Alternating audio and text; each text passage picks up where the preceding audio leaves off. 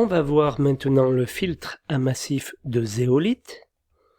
Donc, pour les sols imperméables, ou une surface disponible réduite, la nature argileuse du sol ne permet pas d'infiltrer et d'épurer convenablement les eaux usées, par exemple.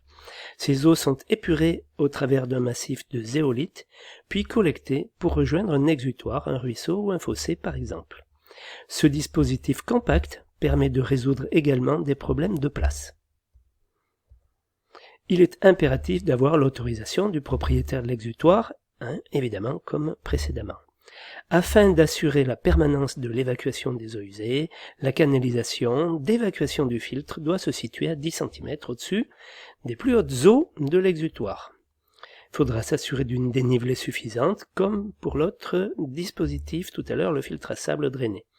Ce dispositif ne peut être utilisé lorsque des usages sensibles tels la conchiliculture ou la baignade existent à proximité du rejet. Ce dispositif peut être utilisé pour les habitations de 5 pièces principales au plus.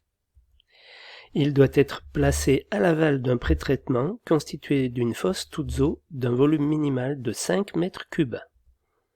La surface minimale du filtre doit être de 5 mètres carrés. Donc pour 5 pièces, soit 3 chambres, la surface minimale est de 5 mètres carrés. Voilà. Une pièce principale est une pièce sèche, bon, tout cela on le savait déjà. Voilà, donc on a les eaux qui arrivent pré-traitées, il y a un bac de répartition, des tuyaux d'épandage avec les cheminées d'aération, les T de bouclage, là pour cette fois-ci. Voilà en coupe ce que ça donne.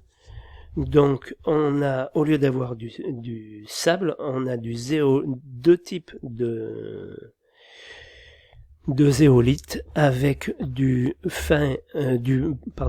plus grossier en haut et du plus fin en bas, du sable, du gravier en haut, notre terre végétale, enfin toujours le même principe, et un tuyau de collecte pour évacuer ensuite les eaux une fois traitées.